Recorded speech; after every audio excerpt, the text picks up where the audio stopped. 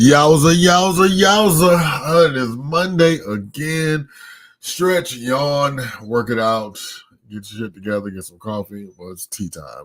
It's high noon here in the East. I'm your host, Gregory the Talented Mr. Drayton, here with my man, Malcolm the Philosopher King, Travers, the best writer, the best hair in the business, founder of M3, the most philosophical man that one would want to meet. What's up, friend? Hey, doing well. Good morning. Happy Monday. Happy Monday to you. Today is Monday, September the 16th, the year of our Lord 2024. And as we do each and every Monday, we bring to you a little quick jaunt and get you really kind of situated for the week. We discuss everything that was a busy weekend in the news, by the way. I can't wait to get to it. But I discuss news topics. It kind of relates to my show on Saturdays. The Black News, featuring myself, the blacker the news, the better the views. Tune and join me Saturdays at 12 Eastern time here in Atlanta. And then the other half of the show, we talk about topics, relationships, things to trigger me that Malcolm pulls out of his ginormous brain. It's really, and things that he's heard around the internet, things he wants to discuss, he might need some clarity on. So, and we start today. We generally clarify on Wednesdays, so you can join him on Wednesdays on his show at 7 p.m. Wednesdays here on this very network, www.youtube.com/male-media-mind. We also on live on Facebook, Twitch, TikTok. TikTok's in the news, by the way. X and I forgot some Instagram. Mm-hmm. Hey, Malcolm. Hey. So I'm actually going to do like a rewind on some of the topics. I got a little aggressive with my translating. Like I have a Descript subscription, and you only get like 30 hours of transcription per month. And it's only the 15th, and I'm down to my last hour. I was like, oh, God. So I might not be able to do captions on my videos for the next few weeks. But, there you go. We'll talk later. See how can we remedy that. We'll talk about it. Okay, that's great. Let's go ahead and well, it's not great. That's not good news. You'll be all right. Okay. Yeah, I'm sure it will. Let's go ahead and jump into this weekend's news. I don't know if you guys heard, but on Saturday there was another attempt on former President Donald Trump's life, allegedly.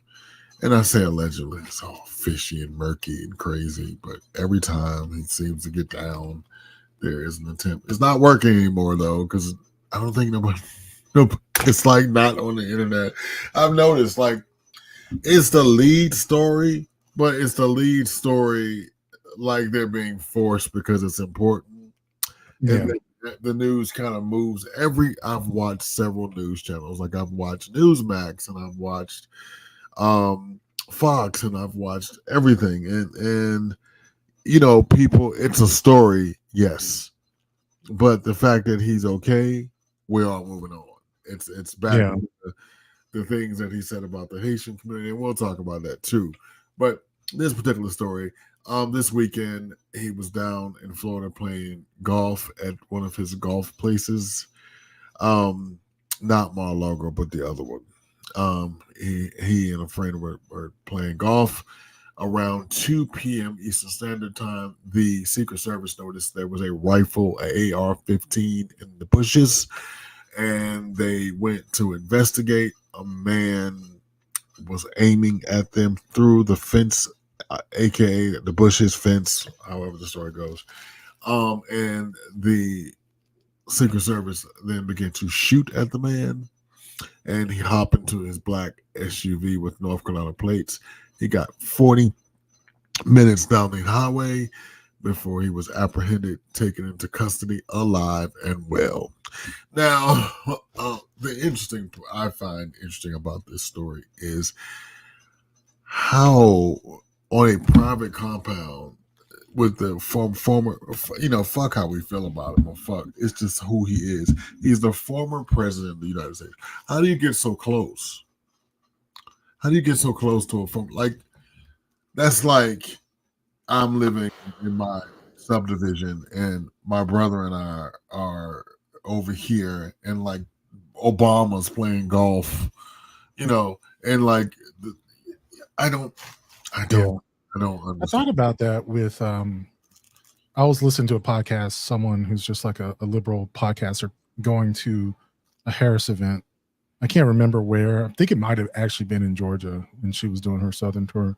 Okay, And just talking about the level of security that her events were so high yeah. that they don't even give out the location of the event until like an hour beforehand. They just tell you to be No, they be over it's such and be such. in the city. It'll be between these hours. They don't even tell you actually when it's going to start until like an hour beforehand. You get a text message saying be at this location. It got kept. The text message, I'll send it to you. It's real covert. It is. Yeah. It's And real. so I think, yeah, I mean, security's got to be high. I don't understand either why that happened. I just don't like the descent into conspiratorial thinking because, I mean, it'll come out if it does. You know, I get the idea that it's fishy, Yeah. and real conspiracies do eventually come out. You know, in this case, we don't know that much, and I think that's why it wasn't that high up in the news. For one, he didn't shoot at, Yeah. right? He didn't shoot at him. He was just there with a rifle. And there were security lapses. I was just thinking about in previous administrations, like at the White House. I remember that. You know, someone when the guys scaled the fence for the Obama White House, he scaled the fence. yeah. Oh, I do remember that. Thank you. Yeah, and they brought that up when they were talking about the attempt on Trump's life before, that the Secret Service has had lapses before. Right. And so this is not unusual. I mean, it's sadly not unusual. Yeah. Interestingly enough, this is the second attempt in as many months. So I don't know. And then subsequently, connected to the story, Elon Musk post, why don't they try to kill Biden and Harris, which is alarming. It's very alarming. It's very alarming. I am not a Trump supporter, but it's alarming that people are shooting at this man. It's very, I mean, you know what I'm saying? We don't want an assassination. We want a healthy debate of the day's topics and the issues. You know, it should never get. I never support violence. I never advocate. We never advocate for violence and stuff. You know, whatever. Even if you get what you want, the way you get it matters, right? Correct. Yeah, it does. Is like to the crazies out there, let him fucking live to execute his point. You know what I mean? Yeah. I think we should never get to a point where the rhetoric is so heated. Now, that goes without saying, he is at fault for the rhetoric being up here. Like, right. It's kind of like that whole thing at the debate. You don't get fact checked unless you lie. You know, oh, you didn't fact check her; she didn't lie. You know what I mean? Yeah, exactly. I mean, there were some times where she didn't finish answering the question, but that's not the same as lying. You know, there's exactly what they got her on. They was like, well, she didn't finish, but I mean, so that is amazing in the fact that, you know, and so the day before that, like a petulant child, he posts, I hate Taylor Swift, you know, it's all to get his name in the news. So, I mean, not delving into conspiracy theories though, Malcolm, one cannot help, your mind cannot help go to that thing like this every time, you know, we see a lull or your name is out of the news. And so, speaking of the news, you know, I'm glad we are glad to hear him. We're glad he's safe. We're glad his family is safe. We're glad that the Secret Service did their job and protected him, and that he will be here to menace us for the foreseeable future. But yeah, like attempting to kill him gives him legitimacy. It does. Do not make him a fucking martyr. Yeah. Like, that is the last thing we need. You know what I mean? Do not make him a martyr. But even like this attempt does help him. It should be noted. Like, it doesn't. It does not. It does. It absolutely does not. I can just say from my anecdotal evidence of my mourning. That was my that was my next story. It's just like it sucks, but this could be temporary. I'm just saying it will. I think we will forget about it just like we did before. So yeah, but interestingly enough, because I tend to put on both hats. So I have a fake profile that I go into conservative spaces. That I pretend to be a Trump supporter. I do. I have a whole entire profile. I have a fake Facebook page that real pictures, but I'm saying pro-Trump things, and I talk to pro-Trump people. I do. Like I have a whole bunch of friends. I couldn't do it. I had to put up my headphones. Everyone at the gym this morning was, just talking about why they trying to kill him. They must be scared about what he's gonna do. I can't believe, but of course they're saying scared about what he's gonna do in a positive, right? Right. And I would say, of course, it energizes his supporters right now. But I have to remind myself that just like the school shooting in Georgia, like it goes out of the news almost immediately after a week. Yeah. Now, promise me this. So let me real quick. So my delving into like the fact that because they have information on the shooter, they have his political leanings, they have all those things, but conservative world wants to know why is it why are our own people trying to shoot Trump? And that's a good question. But so because mental illness is real and they need to do something about gun control. That's the answer. But I think they're going to figure there's just FYI, it's 50 days today from November 5th and the days that we vote. Early voting starts today in Pennsylvania. You will I don't know what is going on with the Trump campaign in Pennsylvania. They are just not showing up. You know what I mean? They are just not showing up. There are no boots on the ground. And so in further the state of the race news, JD Vance yet again stepped into territory where he shouldn't. So on Sunday nights in preparation of the show, I count the top stories, the top 10 stories for the weekend.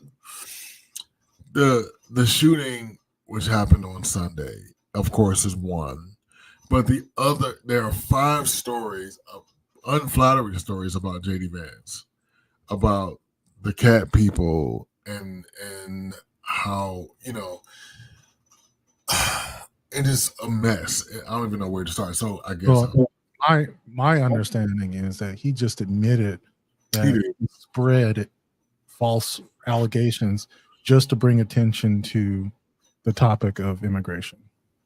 Like he just kind of admitted, like it's a story that his constituents, he said, posted, but he had no intent. He had no problem with the fact that they were false. Yeah, he was. In fact, just to give you some context, he was live with Dana Bash on Sunday State of the Union. Yeah, and he admitted that he couldn't hear her. Tune in Saturday for the actual clip. It's amazing. It is when you step in shit. He's like, "What, Dana? Huh?" She was like, "Yeah, you heard me, right?" Interesting enough, right? Yeah, that was the interview I was talking about. Yeah, it's pretty bad. It's pretty bad. And so right after they say, the president is fine, they go into the next 3 stories about, so you're still not winning the news cycle because you got shot at or there was a shooting. That is not a way to win a campaign news cycle. You're still losing the news cycle. You're still losing the money.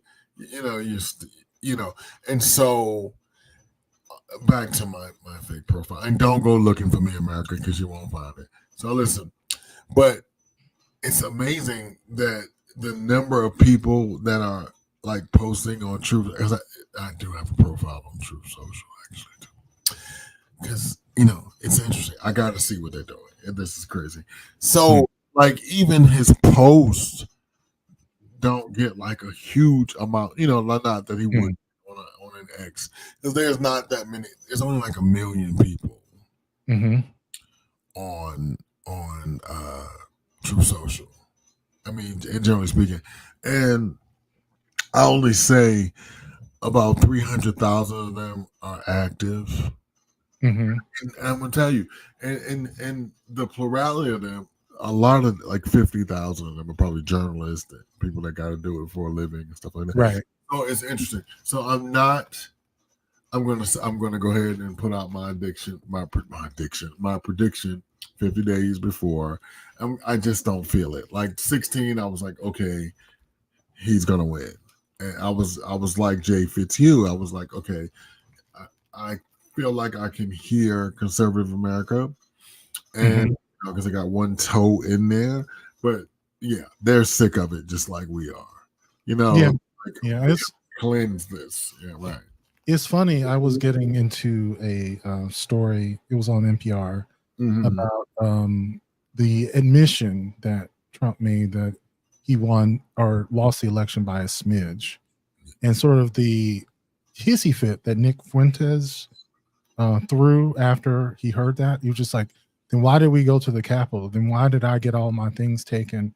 Why am I on the no-fly list if you admit now that you lost the election? Like, and I think there are a lot of people who are, the scales are falling from their eyes. Like, this dude Yes. actually got you arrested and on a fucking terrorist watch list because you thought, or you had this willing disbelief of, because most any legit Republican knew that he was lying about the election, even the ones who allowed him to, run for president this time, because they could have just, uh, convicted him, after he was impeached, Yes. like he wouldn't be running because all the evidence that he lied about it was laid on fucking national television. And all the Republicans who opposed him, like he Yeah. called So every swing state, he called every election board, like every little, county person who could possibly help him. He called them all, to try to get them to swing the election his way. He had something like 60 different lawsuits that he tried to overturn election results. yeah, absolutely. It wasn't just like one phone call. That was just the one that was most popular. It was a concerted effort over months, up until the day of January 6th. From the day of the election, he was working every day to subvert the election results. And it was all laid out on fucking national television. And y'all still fell for it. Like, come on. I tell you what they won't do anymore. They won't go to the Capitol. They won't. No, they won't, because they're talking about it. Yeah. They're like, listen, we'll defend him online. There was this one girl. I can't remember her screen name. I don't know, but she was like, listen, my husband, and she was in there. She said, my husband went to jail. We lost our house. And he admitted that it's really good. I'm gonna do a whole story on Saturday. Yeah, because it wasn't even just one interview. It was several interviews that he said that he lost. Yeah. And, he's just being honest by mistake. And all the Lincoln Project has picked up on that, and they're running it in loops. It's really good. But in more news this weekend, Bibi Netanyahu says Hamas will pay for the missile strike, and they got a missile through the Iron Dome, and struck a school in Israel. I didn't hear about that. Yep, killing people, and also, yep, there are still that was Hamas who did that, or was that? Yes, it was Hamas. Okay. There's still some blowback from the Haitian cat dog story. Haitians got together this weekend in Springfield, Ohio, along with NAACP leaders, and begged the president to stop. Governor Mike DeWine, the governor of the great state of Ohio, also the mayor of Springfield, which I found interesting. The mayor of they ask that their mayor of their town be nonpartisan. Mm-hmm. So their mayor, all mayors of Springfield, Ohio, Mm-hmm. have to be registered independents. Okay. I found that to be super interesting. And there's several ethnic citizens, white citizens that come out and said, hey, we have growing pains like every other city. Yeah, there's a language barrier, but yet they single-handedly brought this city back from the brink of nobody wanted to come here. You know what I mean? Nobody wanted to come here. Nobody wanted to fuck with us, and then they fuck with us. So, of course, but I found it to be interesting. Even hours after the story broke about the shooting on the grounds. Mm-hmm. I don't even know, should we call it a shooting, some type of weapons thing. Right. On the grounds of the president in Florida, they went right back to guess what this motherfucker did. So, watch this space, stay tuned, make sure you register to vote. Again, we're 50 days. We're 50 days away. And just word on the street, that's www.vote.gov. Make sure you go there, check your registration. Now, my personal story about voting is I went ahead and registered to vote here in Georgia. I got a Georgia ID, and I did all my proper things. Interesting enough, I got a call I got mail, and then I called the registrar's office. Somehow, now I registered to vote at the DMV, which there's a motor voter law here in Georgia, thank God. But they were missing my signature. Now, the question remains, how in the hell can I get out of the DMV without giving my signature? Okay. And so what I signed, I have a copy of, and then there was a signature. So I had to send that over to the lady. She was like, and the lady at the register in my county, is black, and she was like, they playing games. They over here playing games. And she said, I the journalist to be peeked up then. Sweet girl. Yeah. And so she was she said, I call 600, me and my staff call 600 people a day correcting these things. They're not going to get away with it. I was like, oh, wow, you go, sis. And then I was like, I don't have any more volunteer hours to give. So, I can't help with that. But, well, yeah. So I was going to say also, making sure that dotting your I's and T's specifically. So this is actually something that's happened to me not in my voter registration, but in other documents. Is that sometimes people just don't spell Malcolm correctly, like they don't use the second L, because they just don't know, or whatever, or they forget it. It happens. So, like, let's say they, are typing my name into the voter registry. If there is a missing L in your name when there's a silent L, that could invalidate your registration. So there is a point at which you really do need to make sure that everything is proper, every letter is correct, like your name is spelled properly. Yeah, correct. So I did get it. So I implore the rest of my fellow Americans to do the same. And to, again, www.vote.gov, do that, and everything's gonna be okay. I think so. Real quick update on the polls. She has seen a little bit of a bump. I don't know how much more fucking bumping she can do, but she did see she has a bump in all the swing states. She's at where she needs to be as long as she can keep that lead. Yeah. So I also heard that Iowa, which has not went blue since Obama in 08, she's within the margin of error. So, of course, again, that's more money that the Trump people don't have that they have to defend. And that's the thing about it. It's not about, will she win? It's she needs to regret. She makes them have to defend places, and he's paying legal fees. Because what I did notice, I watched the Emmys last night, so tune in to Cream Diggler Thursday nights at 8 p.m. I'm sure you'll talk about it. But I noticed one thing. There was not one Trump ad on the Emmys. Not one. I promise you, I counted them, friend. There was 9 Harris ads. Yeah. 9. Yeah. I've noticed one thing, too, that they've been cutting in her debate performance into some of these ads. Yep. And those were clearly the best ads. I don't know, like before the debate, her ads were so vanilla, milk toast, kind of just okay. They weren't bad. What were They they weren't friends? Okay. they were okay. I mean, I like her, so I like them, but I was just saying this is not going to convince anybody. It's just name recognition, I guess. But now that they're cutting in some of the things that she said at the debate, like they're actually pretty good.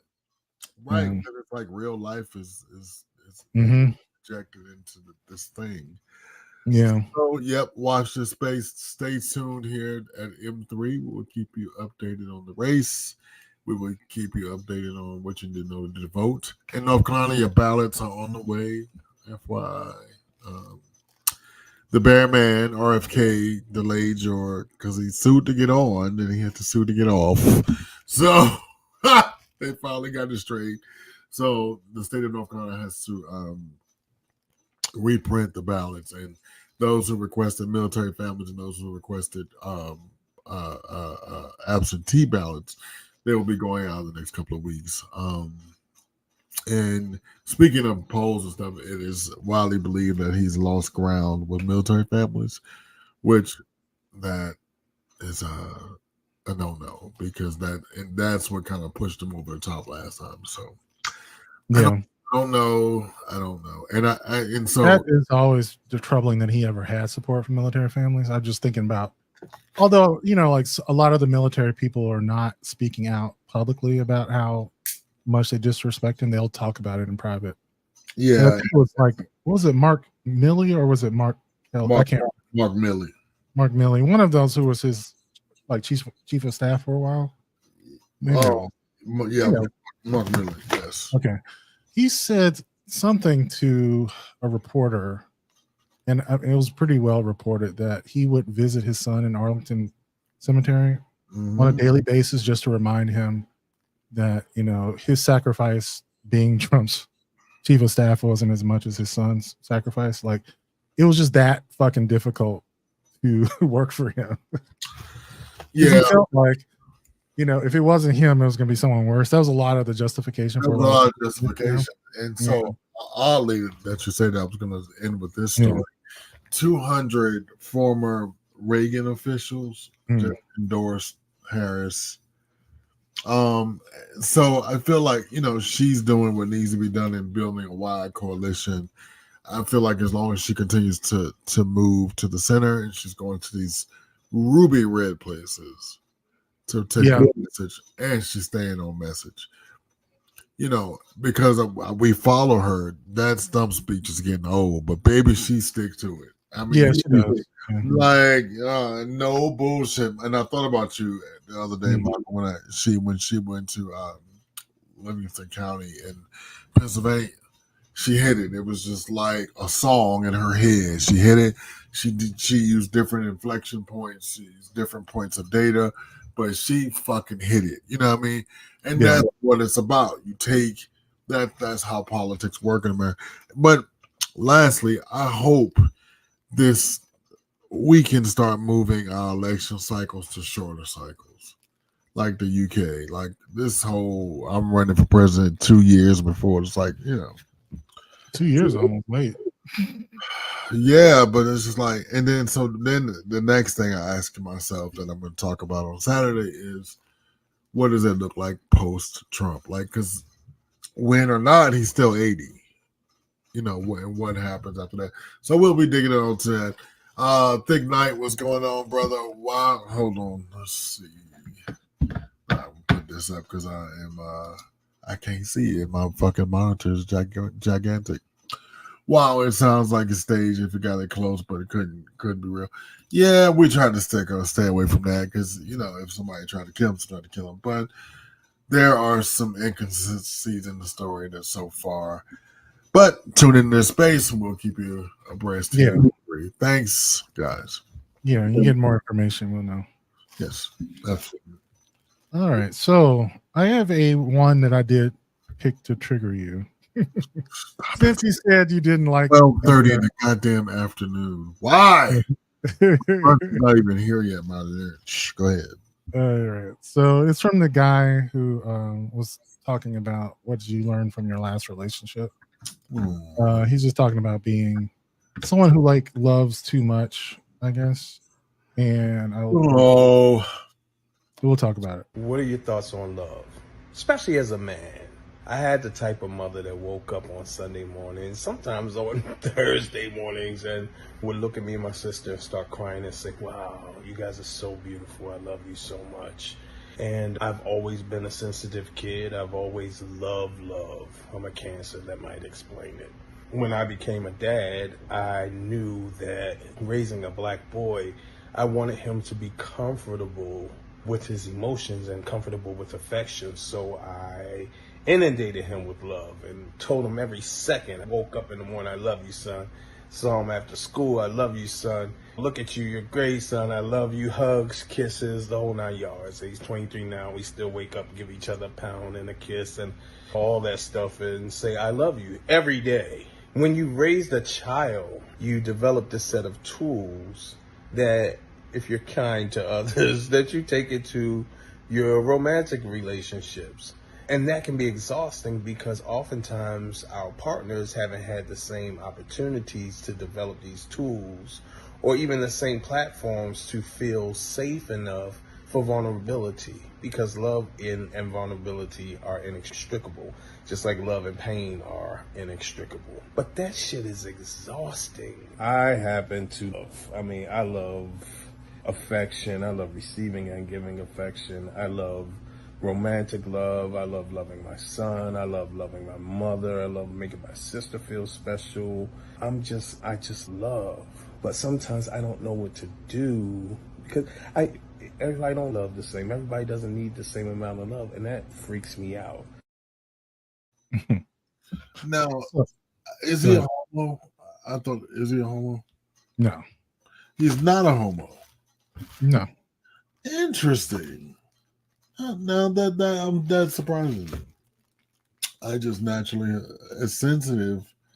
I'm sure he gets a lot of homo attention because Yeah, he's a cute guy. Yeah, I mean, he is.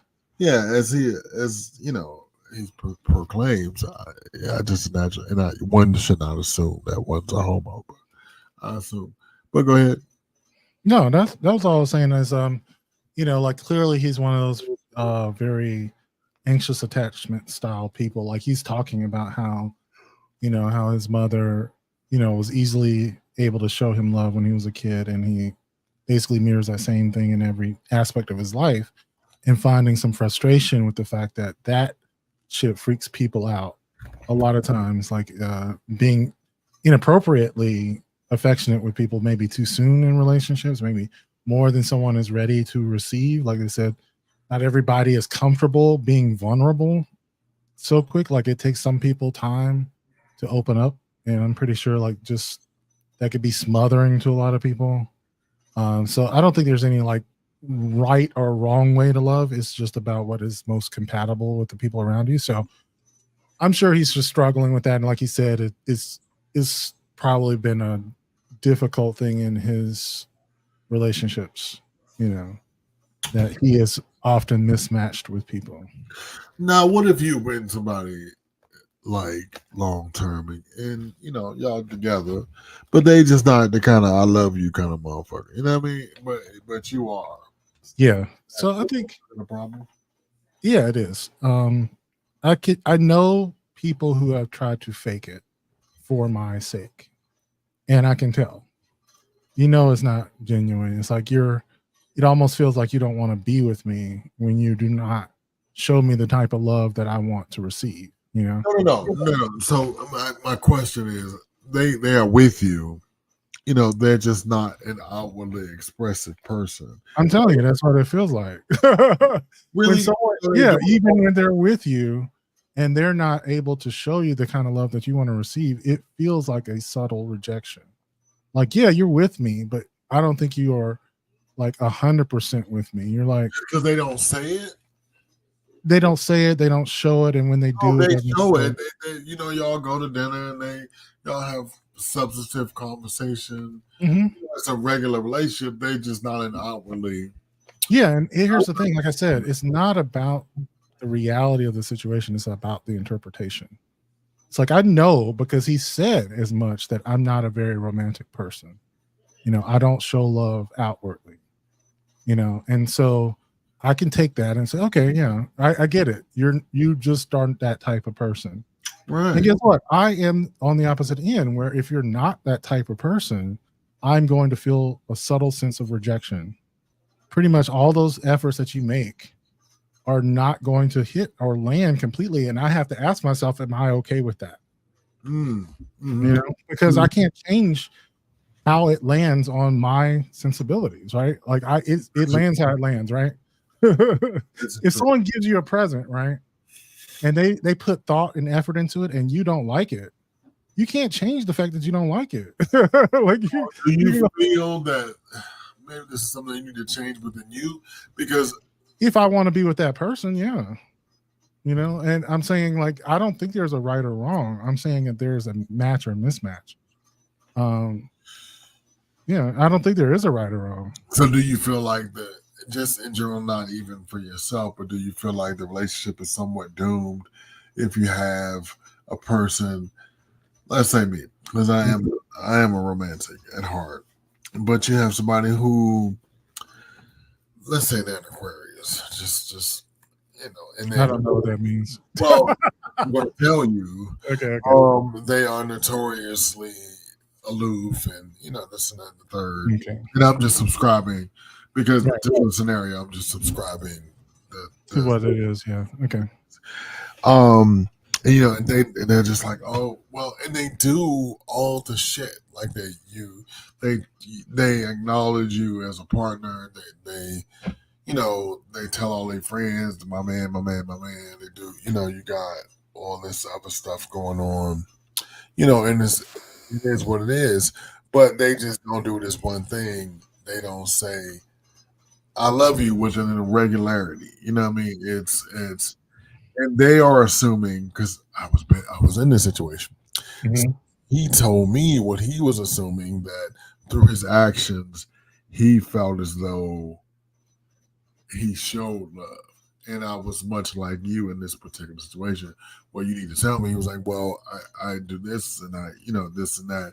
Yeah. And so with that. Okay. So in this scenario, I think what is wrong is for you to dictate to someone else the way that you should receive love.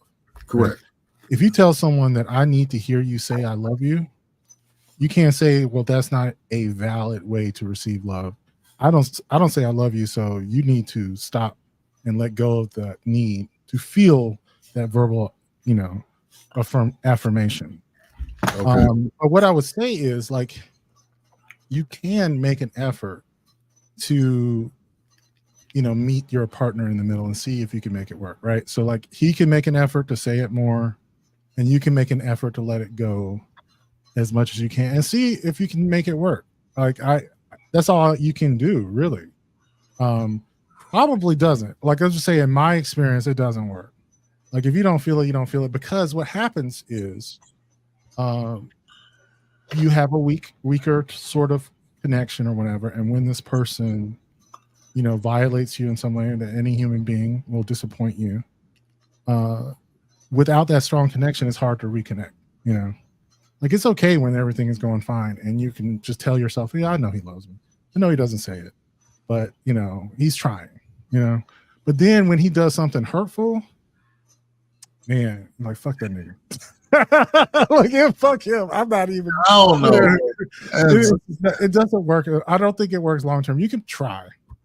But if there's a mismatch in your compatibility, that's just it. It's just not. Well, I mean, and we're gonna have to agree to disagree on this one, because my take on that is, I have learned in my 51 years, as long as you love me, how you communicate, and as long as you communicate that, I've learned, as long as you communicate that in some way, that's humanly understood. You know what I mean? Like, I don't speak ASL and all that stuff. So, to me, as long as the love apparatus, is extended and felt, like, whether it's time spent, because I feel like I owe it to you as well to learn your language. I hate that thing, like, what's your love? Like, Yeah, because it's not really real. But right. but I do get the idea of being flexible. Yeah. Yeah, That's good that you can do that. Yeah. Yeah, it's really like, okay, I need to understand that. And just like you need to understand what kind of person I am. You know what I mean? Yeah. I need to understand because I didn't raise them, you know. And having had raised, you know, I'm not saying my child's the killer, but he just doesn't have. Yeah, I was gonna say, like, not everyone's capable of being that flexible. You know, like for instance, when we talked about someone who wants to be called a husband or a boyfriend or a partner, and they just want to be friends. Like at some point, someone might just be like, "I need that. I need that sense of security and validation of a title." And there's nothing that you can say or do that's going to make me feel any different about it. Like I'm trying. People will say they tried. They gave them months.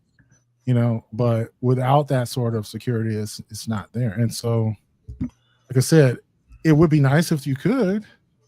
I know, like from a sort of a rational, logical standpoint, if they're doing all of the things that a boyfriend does, why do you need a title? I don't know. Like, does it really matter? Why? I think that is if you are validated, and if you're validated in the point, this validates me. I want a title to know I belong, or I think that is different than you're showing me in your own way. So I think that's in my mind. That's two separate. I mean, it can be. I don't think it really is. I think at the end of the day, it's a subjective experience that you're looking for. Whatever that outward thing is, that subjective experience is connection, belonging, security, affirmation. Right. So, and if you're not getting it, you can try all you want. And it's sad. I mean, it is for someone like this guy. You're probably not going to get it a lot, because not everyone's built the same. Especially if you, and so the reason I was surprised that straight, but especially if with a woman, if you meet a woman that's not outwardly expressive, I don't know. She may not. I don't know. That's concerning.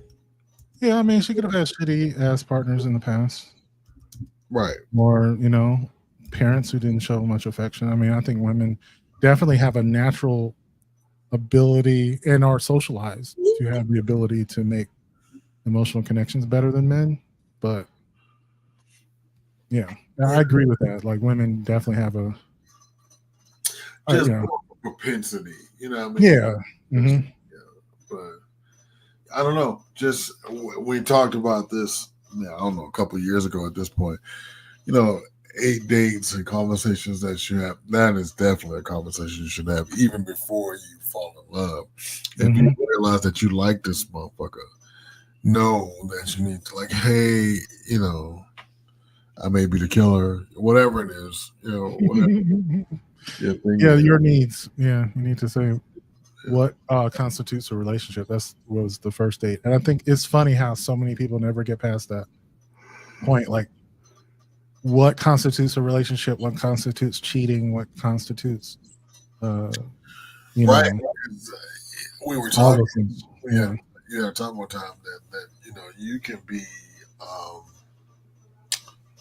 a cheater in an open relationship because then you've broken the bounds of whatever it is. But tune in later this week to Malcolm. I got another one on that actually. Oh wow! Okay. Yeah, it was a good segue. Do you have any comments or questions? I'll move into it now. We don't. Okay. This one is this is a rewind. We did this one about a year ago. A call into excuse me. I can't remember. Was it Dear Sugars? Anyway, it was about someone revealing that they cheated in previous relationships. Dear Sugars, I recently met a great guy, I'll call Richard, on a dating app, and we've been seeing each other pretty regularly for about a month. Recently, he shared with me that he would like our relationship to become exclusive and for us to be boyfriend and girlfriend. I've been single for about 4 years. I'm 30, and I'd very much like to be in a committed relationship. I told him that I wanted the same things, but I'm still in the process of getting to know and understand him, and I needed more time. Since then, we've both shared with each other about our past relationships, and he revealed to me that when he was in college and in law school, he cheated on every girlfriend that he ever had. He says that he has not acted this way for about 7 years, and he has since had other girlfriends to whom he was faithful. When he told me this, I tried to remain open and non-judgmental. I asked him how he was able to rationalize this behavior to himself, and he said, to be honest, I just turned that part of my brain off. He emphasized that he was much younger then, and he was sowing his wild oats, and that he wouldn't cheat on me now because that simply isn't what he wants. He wants someone to spend time with and to be in a committed relationship with. He's a very matter-of-fact type, and he doesn't mince words, so I take him at his word that he doesn't have any plans to resume his cheating ways. However, there are a couple of things that concern me about this. One thing is that he didn't express much regret or self-reflection. It seemed as though he was saying his bad behavior suited his desires back then, but they don't now. And so he has cut out those behaviors. But what I want is a man who has values and principles that guide him through life, not someone who picks and chooses when doing the right thing suits him. The second thing is that some of his friends who he hangs out with continue to cheat on their girlfriends or spouses. While he acknowledges that their behavior is scummy, it's odd to me that he could be friends with people like that. I know this might sound super self-righteous, but I can honestly say that the people I surround myself with are good people and do not cheat on their significant others. Am I judging him too harshly for cheating all those years back? Should I be giving him credit for being forthcoming about it? Or is it obvious that he doesn't have a strong moral compass? I so would like for this relationship to work, but I'm not willing to commit to someone I don't deem trustworthy. Sugars, what should I do? Signed, too judgy or not judgy enough? That's a great sign off. So this kind of gets into the topic we had last week about maybe revealing a little too much too soon. Like, I feel like, maybe he thought that he would get some extra credit for just being honest about the fact that he's never been, or I mean, at least in his early relationships, had never been faithful. Because that just sounds like something you reveal later. Like, it feels like we were talking about the fantasy and the representative. Sounds like he took a big old dump on her fantasy. Tied that bitch down, squatted down, and just took a shit right in his mouth. Right, like it's like, and now even though she feels like he's being honest about the fact that he's honest now, I think she just feels like he's not the man that she wants to be with because you reveal this thing about yourself a little too soon. That's what I was thinking about, and maybe she is being a little judgmental. I don't know. That's my opinion. Yeah, and I guess so be it. Like, that's the reason you don't reveal shit too early. You don't. Well, I mean, if you're just having a conversation and you're like, "This is the person I used to be," I don't see anything wrong with it. If you tell me I have grown, I've changed, this, because I've been several incantations of Gregory, and some of them were that, and some of them were this, and if we just have it, and I think he's probably like, hey, we're getting to know each other, and I think that's important. If to chart someone's growth line, and I think that's quite because women do this. I don't know if this is kind of speaks to us, but women do this thing, and because with men we know what we do, so we tend not to ask those questions.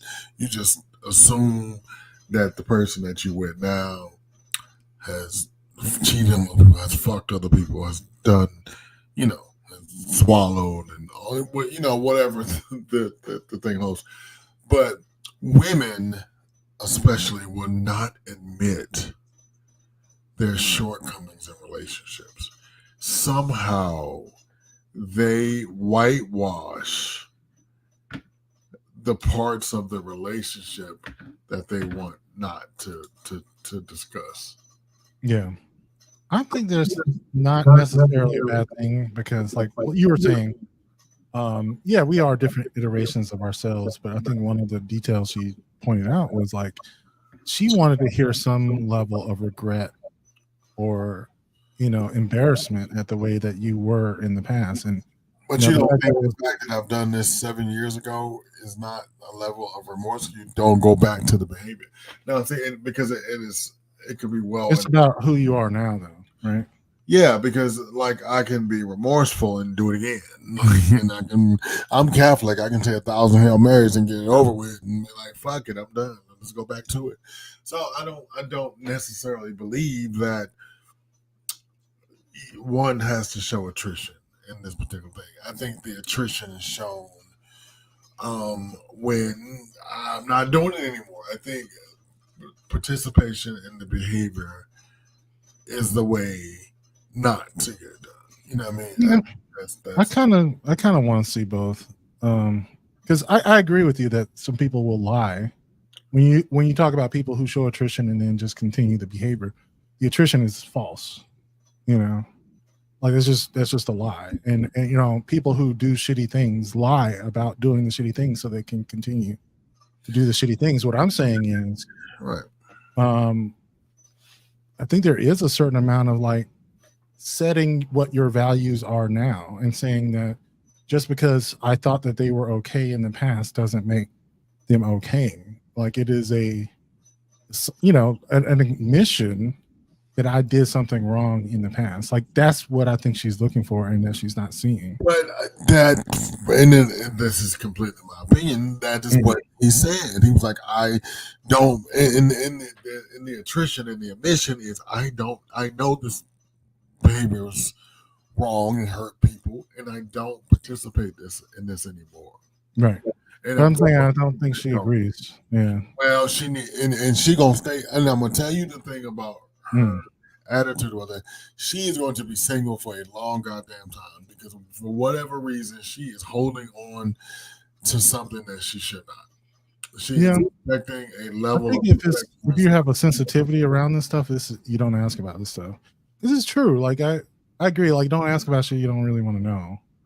Right, but I don't. Okay, I'm gonna be honest with you. I'm perfect. If you were not with me doing X, Y, I don't fucking care. Mm-hmm. I don't care. I am dealing with the person that's in front of me. You know, and I know your past behavior sometimes dictates who you are now, but that is really unfair. That is unfair because I did not hear one time in this. Sorry for using double negatives. I didn't hear one time in this statement. So she has nothing to own up to. She's never done anything that could be malfeasance. Anything. She's never done anything. This bitch has she's never stole a Kit Kat. She's never done anything. And I just think it's on the trajectory of human behavior.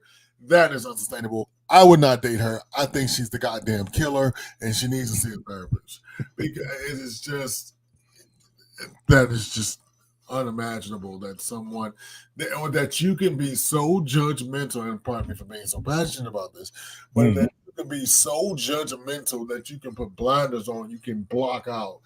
And I know people like this, you know, people that are on the LGBTQ spectrum, they put blinders on, and no, I'm not gonna participate in his behavior on this or her behavior on this.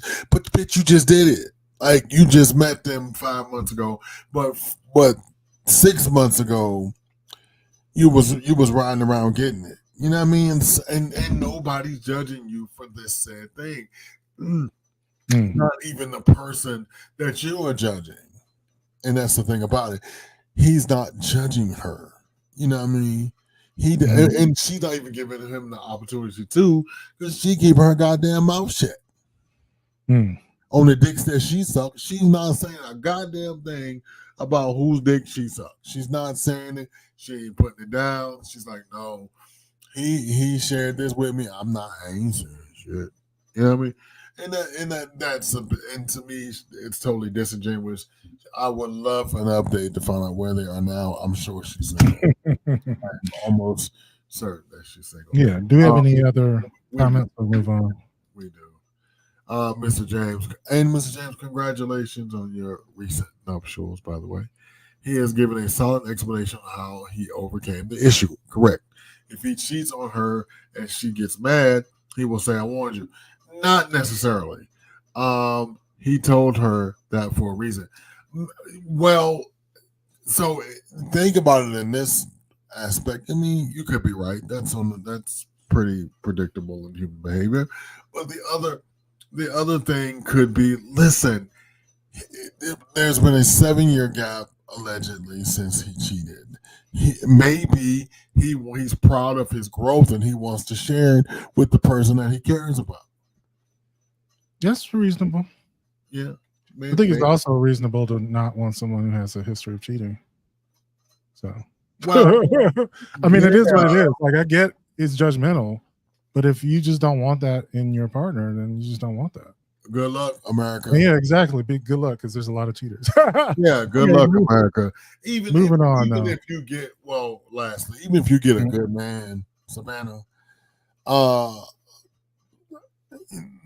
listen, there's something. He's done something. He's yeah. Learn the person that's in front of you. Yeah. I think there's also a reason why you sometimes hold some things back, because I think at this early point in the relationship, you don't know if they're giving you this information out of like honesty, or like you get to know their character as as a counterweight to what they're telling you, because it very well could just be someone who's trying to justify some bad behavior, and that's where I think where the regret comes in. Like, we all are capable of that. So, but I'm gonna move on. One more topic that we're gonna do. We might not have time, and maybe we'll do some on Patreon. This idea of the reverse law. This is a personal development topic about the single-minded nature of following a goal sometimes gets in the way of achieving it, and that sometimes having a little wiggle room with your goals helps. You mean like wanting a relationship and letting the fact that your partner may have had a past get in the way of your current relationship? Yeah, let's go. I love it.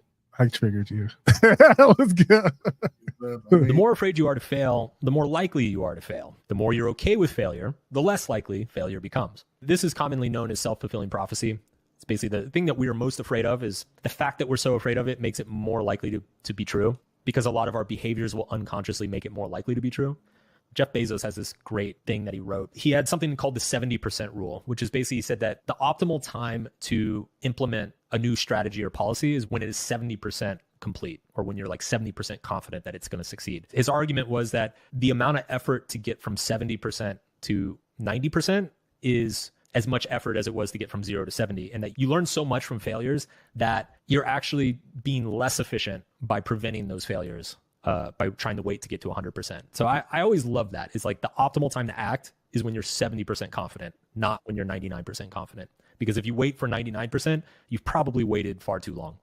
One of the biggest lessons I've taken from you is let's get it 70 to 80% there, put it out, and see what happens. Because what we've found, what I've learned over all the years working with you, is that there's usually about 100% chance that we're going to change something. The thing you think is a home run is almost never a home run. And the thing that ends up being the home run is always something that you're like shocked it went so well. Yeah. I've been doing this for 15 years now. I've been publishing online, and I am still to this day consistently wrong in my predictions of how my work will be received by people. The stuff that takes off, I'm like, really? That? Okay.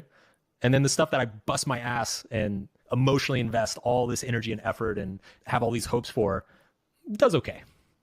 So it's what I love about the 70% rule is it just kind of, it acknowledges that. It acknowledges that what you think is 100% ready is actually not 100%.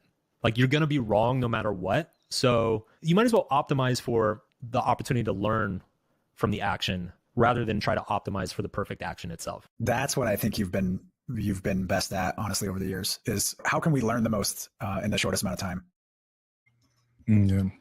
So, I mean, this is the anti-perfectionist type mantra that, your attempt to make something perfect is almost certainly hindering your forward progress, because you probably learn the most from the times that you do something wrong, And I guess this 70% rule is just the idea that as you get closer to completion of whatever task that you're doing, it gets more and more difficult, to move forward. So it's kind of like, feeling like you need to be ready to start is always going to get in the way.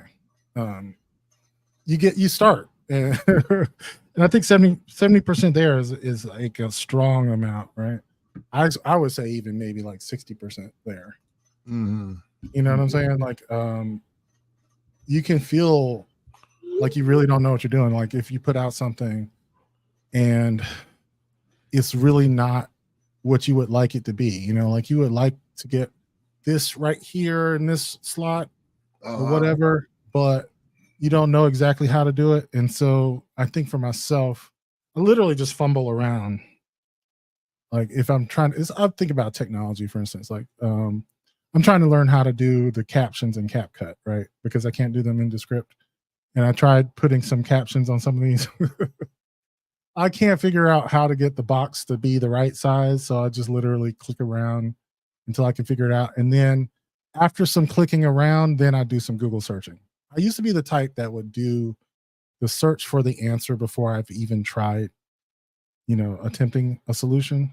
But the fact is you don't really know what you're looking for until you've made the error and someone can tell you what the you know, the solution to that error is. So correct. Thank you for talking Japanese. I have no idea what you just said.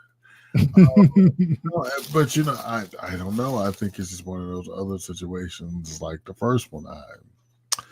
You know, it's one of those situations. You know, this was a little more simplistic than the other one. You know, you kind of just, you know, live like you're gonna do what you're gonna do. You know? And yeah. I love so not Lord, please bring that other topic back Wednesday. Yeah, we will. I mean, because it's like it's just like but I mean, I don't have nothing is certain. Nothing is certain. And yeah. the fact that he I disagree because there's so many things about the statement I disagree with, but some of the things I disagree with, I don't know, the things that I plan to be 100%. I'm never harder if they come close, I'm good. You know what I mean? That's what I work on. If I plan for 100, nothing is always 100. Yeah. I'm good at 85. You know what I mean? And not that I'm giving up on myself. It's just this is human nature. Like I've learned to allow myself grace. I think that's what it is.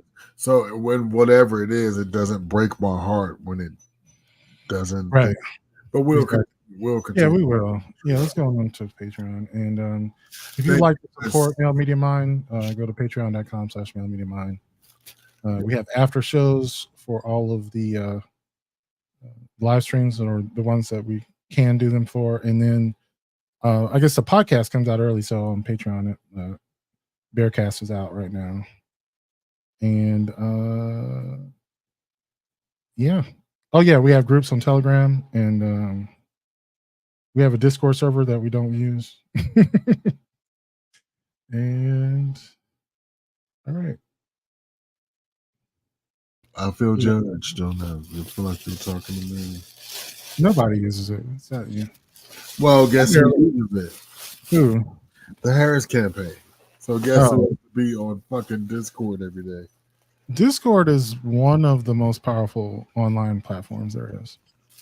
I don't know how to use it either, so don't feel judged. Well, I feel because they gave us a whole 2 or 3 hour training, so I feel, you know, better than I did before. I mean, Swag is the one who made it. I didn't even know how to make it, so don't feel like I know. Like I had no clue. He made it. I can post on it. That's all I can do. I can't do any sort of administrative. I have no idea how to use it. Really? Yeah. Yeah, I never figured it out. I know how to post. All you can do is, post a thing and hit plus. I know how to do that. I feel better now. Yeah. I have a Mid-Journey bot in there, for making AI art. No, Telegram is super easy. I'm glad, but so many people don't use Telegram. Like it's still a growing platform. I like the fact that you can post full actual videos, like the up to 2 gigabytes. Like that's crazy. Like you can post whole fucking movies on there. Well, apparently the killer uses it, according to the news. Yeah. Right. So yeah, Is it? it was pretty highly used by the Russian military. Yeah, the killer. Right. Yeah, it was. I remember like early in the war between Russia and Ukraine, there was a military militia. You know, they weren't officially associated with the Russian military, but it's a militia guy who got into a Telegram shit talking contest with another Russian official, like an official Russian military outfit. And Okay. from that Telegram beef, he actually launched missiles on Russia itself, and then he started marching towards I Moscow. remember the guy who was it was let's call it Black Hawk, and now he's dead. So Yeah, now he's dead. But I'm just saying that started from like a conversation or a beef that started on Telegram because he was talking shit about how, you know, they weren't taking casualties the way that his people were taking casualties. They were cowards. They were, you know, hiding behind, you know, fortifications instead of going to the enemy. You know, he said, "Oh, you talking some shit? Why don't you come over here?" And he did. He said, "Yeah, I'll take your ass." And then he went toward Moscow, and then next thing you know, he's dead. Yeah, just like. But they say he's not really dead. So who knows? You're right. Like we don't really know because the information that comes out of there is so confined. they say with shit talking Putin had to move out of the country. Yeah. Yeah, he had a extradition agreement with in Belarus or somewhere like that. Yeah. And then they found his body. You know, even though that he was supposed to have it was a plane crash. A plane crash, yeah. Yeah. But allegedly he's Belarusian now. He's chilling. It could be. He could have faked his own death or faked, the plane crash. I don't know. But I mean, reports are that he died in very, suspect circumstances. Yeah. But yeah, that was Telegram. And Telegram is used by cartels, by child pedophilia rings, by drug dealers, because they have zero moderation. Like they just do. And I mean that's why the founder was arrested, because a lot of niggas with big porn collections. Yeah, there you go. But I mean, I was just saying a lot of illegal activity happens. Ours is all publicly available on the internet. I don't think there's anything that sus on there, but I mean the worst thing you put on there is very sus. The worst thing you'll find is a fisting video, which is our grandma sucking dick, right? But that is pretty sus. I did have a midget. I put a midget on. Did you? You know I love it. I don't even like porn. This is what I didn't really like. He was a little too like, oh god, this is weird. It was too wide. He almost looked like a baby, like a little baby fucking. I was like, this is gross. It's like, is this too small? I was like, what the hell is going on? Okay, on that note, I'm gonna finish my goddamn chicken and go back to work. I'm grossed out about this. Yeah, join us Tuesday. For swag at 7. Yeah, Swag's gonna do the trending topics. I'm sure there's plenty.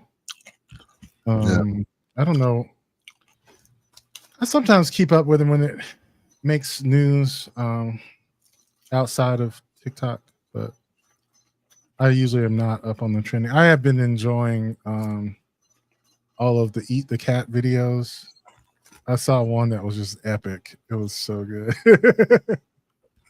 Because they do music videos anyway, and they extended the music video to be like a full, that little part. Is that what the guy playing the keyboard? No. This guy has done like a lot of parody videos and stuff. I think he does. He's released a few albums himself. Oh wow. Yeah. So like his music video of "Eat the Cat" was was definitely good. It was already produced. Okay. yeah, it was good. And but yeah, just seeing people's joy. I know I didn't want to be the type to even shit on people's joy about the fact that are paying attention to the cat memes is actually putting Haitian immigrants in the crosshairs like it is, or just any dark skinned immigrant. Enough backlash to you think he's gonna get proper backlash from this Trump? Yeah, I think so. From the mainstream media, I think the people who support him will not. I don't think it's not going to peel any of those people off, because like on a certain level, they just don't like immigrants anyway. I remember whether they be legal or not, whether they're eating cats or not, like they want to make a reason for them to be denigrated. Like I think they align with what JD Vance said in the sense that they want false attention on them. Yeah, unfortunately, I think they are getting what they want in a sense. But at the same time, I don't think you can be that person and be a legitimate candidate for president, even though like he could still win. I'm just say that because, of course, Kamala has got the momentum, she's got the numbers, but shit happens, like fucking. You could just have a tornado, rip through Pennsylvania and people just not be able to vote that day, and like, oh, you lost Pennsylvania. Like, I'm just saying, like, random shit happens. That bitches in Pennsylvania right now, driving bitches to the polls to vote early. I know. I'm just saying, shit happens. Things you cannot control for. You can do all the preparation and everything, and just like, oops. Yeah. Oopsie daisy. Yeah, they were. We did a call the other day with people that work on the ground, and they were like, they have us in the sticks. She said it was 20 minutes between farms. She had to go knock on the door. I was like, wow. He said, we yeah. Yeah. We are. They gotta get Pennsylvania. Yeah. It looks good though. So I think once she makes it to 30 days out and there's nothing major that happens, I think she's good. I'm waiting for 30 days out though. That's a good. I think. That's what. When's the vice presidential debate? No. I have to Google it. I think it's next Tuesday or the first Tuesday in October. Okay. That's probably like October 2nd or something, or October 1st. Mm-hmm. Okay. I will let you know. Yeah. And that's around the time period. I was thinking about that's around the time period when things really do matter. And so I do have faith in Tim Walz to. Oh yeah, but 50 days out, we're starting to get a good picture of who, what, and when, why, and where. Right. And by this evening or tomorrow, we should have some good polls about, the effect of the debate. Oh, they're coming in already. They are, but you gotta get a good weekend. No, I mean from after the debate, they started coming. I know. I'm saying like the good quality ones, you get an average of them. Some of them take longer. Yeah. All right, let me roll. I gotta get back to work. All right, let's end this. All right.